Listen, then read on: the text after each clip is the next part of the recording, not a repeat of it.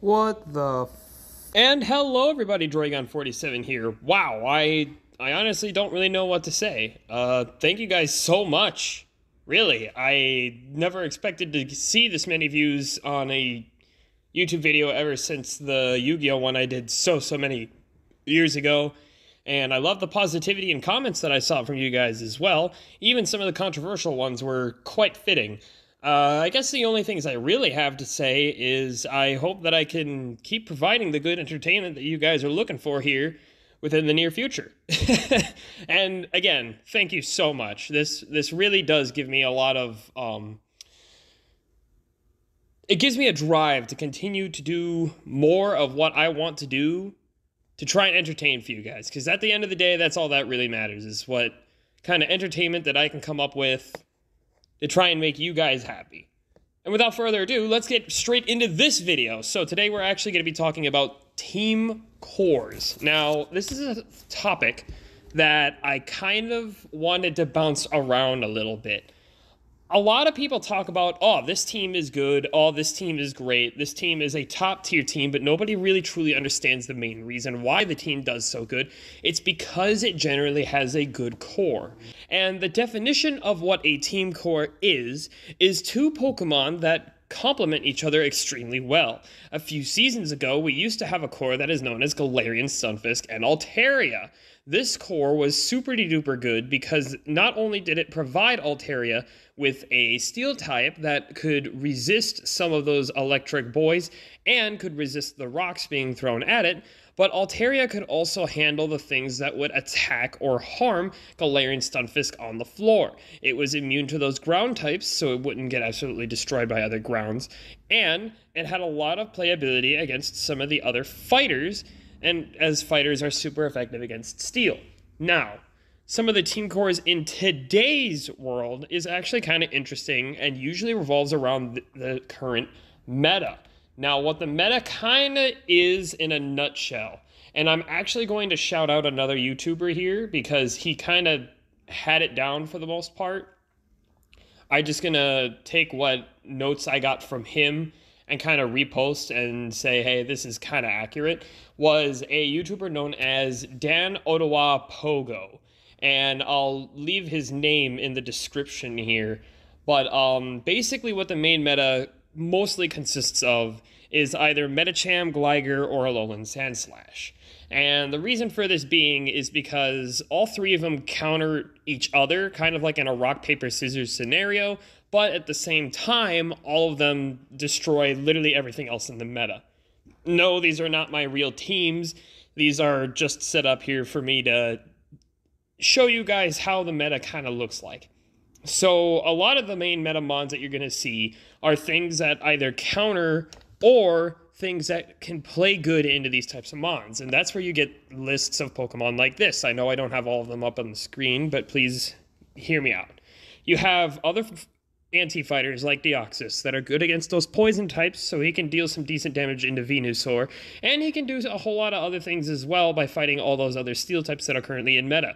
Registeel, Galarian Stunfisk, and Steelix all being the most major ones. Mainly Registeel and Steelix. Those are like the two biggest steel types that you'll definitely see out there in the higher leagues.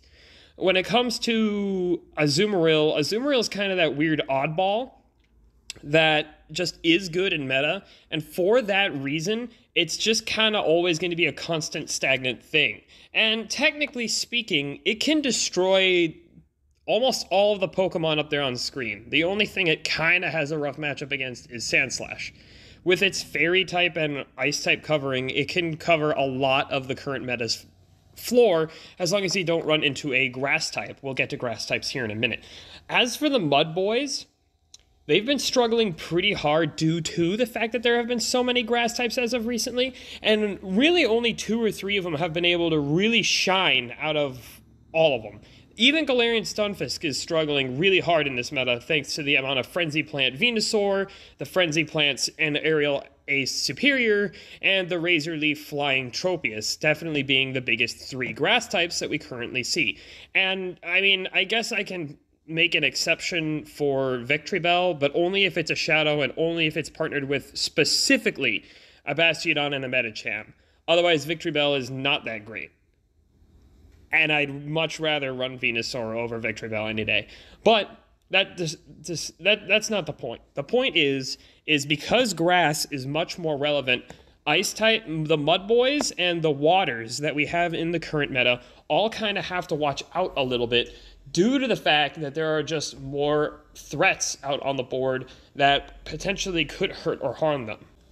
And when it comes to some of the other anti-fighters that exist out there, the main three fighters that you're more than likely going to see is Medicham, Defense Form Deoxys, and Scrafty. All three of those mons are still incredibly good fighters, and yeah, you can kind of make an argument for a Double or a Vigoroth, but honestly, their type covering just isn't quite as good as the current boys that are currently in meta compared to something along the lines of Medicham, Deoxys, or Scrafty. I suppose another important thing to add to this list is just the weird typing Pokemon that also do incredibly good against here, mainly due to their general neutral matchups. And the reason why I bring this up is because it adds Umbreon to the picture, because it is a bulk monster, it can eat a lot of hits.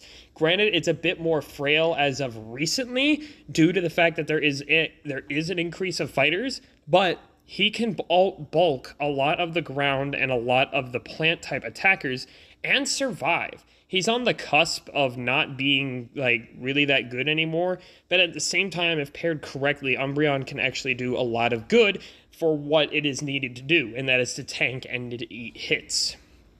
Also, we'll be talking about Umbreon and Azumarill a lot more in a future video when I talk about the Halloween Cup, because I'm going to be doing a special video on that. Be sure to be around for that. It'll be a super duper fun one. Back to the main point of this video. Other weird constants that you might run into are going to be things along the lines of Sableye, potentially Jellicent, and especially Lickitung. Lickitung is very, very big and very popular because with its Power Whip, it becomes a pseudo-grass type. And being a pseudo-grass type kind of makes it better than an actual grass type. And for people who don't have Lickitung, like myself, it's kind of rough because Lickitung is used in so many teams as of the current moment. It's actually kind of insane. But let's go over some of the main team cores that you'll probably have either heard of, or just in general are pretty good. Kind of like Altaria with a steel type, we could talk about Gligar and Steelix. Gligar and Steelix together are really good. These two Pokemon partnering up together make a flying steel type core where the flyer can run around and do what it needs to do without getting absolutely domed by anything that is potentially going to hurt the steel type. And when the steel type for the safe switch or for the, lead or whatever goes down, you can safe swap back into the other one and counter whatever it is that was coming out. And then you finish with whatever you have in the back. Very, very good core. Flying Steel, kind of like Gligar Sandslash in a sense, but not necessarily. These two are very, very good for that type of a team comp. The next one is kind of a weird one. I kind of wrote this down as a Diggersby Cresselia core because I didn't really know what else to describe it as. Basically what you want is, with Diggersby and Cresselia, there are two mons that complement each other incredibly well because they counter each other's weaknesses, and especially Cresselia with being a bulk monster and then having that grass knot works incredibly well, and the team comp just does great. Another great core at the current moment is something called Grass Hole. And what it is you basically use depending on what grass type you have, you use it in the lead or keep it in the back with shields, and you slap your opponent with the grass type as soon as you get rid of whatever the constant is that may harm the grass type, potentially being a Gligar or another flyer, or even potentially a steel type. Genuinely speaking, grass plays really good because it can destroy a lot of the mud boys, and a lot of them are really good in the meta, and a lot of the top meta mons are mainly water in some of their main typings, or ground, and it's super effective against both, so it helps out a lot. Another type of team that is used actually a lot more than I thought is an ABA core, and what this is it's basically two types of the same type mon with something that is weak to that in the middle. So basically, it would be like ABA would be like a double fighter steel comp, where you have two fighters that cover a lot of the main meta, and then you have a steel type in the middle that just kind of eats everything else. And when you bait out the other thing with said steel type, and you get rid of that, then you clean up with your other B that they potentially don't have an answer for.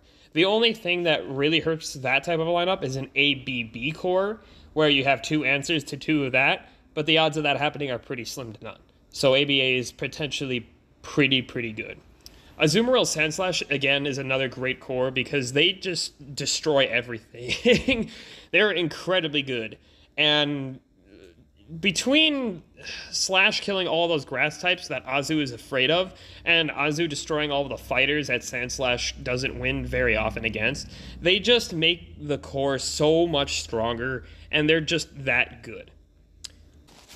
Another core that kind of correlates with grass a little bit is the Lantern plant core. Now, Lantern has definitely gotten worse this meta. I've seen much less of it, and in general, it's an alright Pokemon, but struggles to a pretty good amount of the ground types that we do currently have in meta, and, you know, you still have to watch out for some of the other bulkier mons that are going to dome you down, like Cresselia.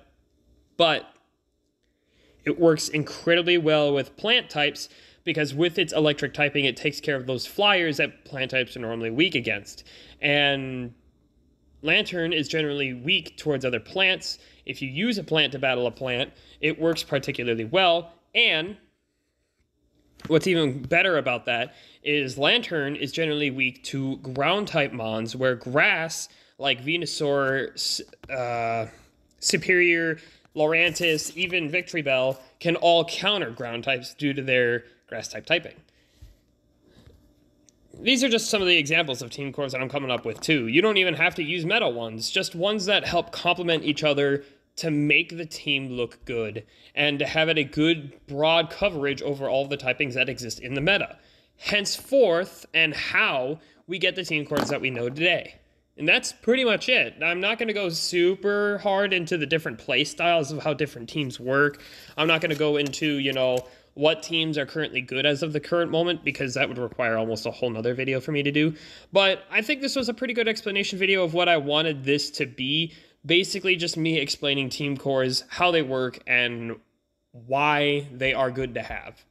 Thank you guys so much for watching this video, and honestly, I'm, again, super astounded over the fact that you guys were there to help boost me up all the way. What kind of videos do you guys want to see? What kind of things that do you guys expect from somebody like me to get out to you? Does it involve current drama between Niantic and the Pokemon Go community? Does it involve, you know, the battles, what's currently good in leagues, what's currently being used all over the place, what people are using in regionals, what are good 6-pod teams, what is good in the current Ultra League? I do plan, like I said, on getting a Halloween video out here sooner rather than later, and I definitely will try to partake in the Halloween Cup, no guarantee. Henceforth, why my buddy at the moment isn't Eevee, because I have a new Umbreon that I can make that's actually good and has correct stats for it. But please do feel free to let me know what more you want to see. I thank you guys so much for the support, and I'll see you in the next video. Have a great one. Peace.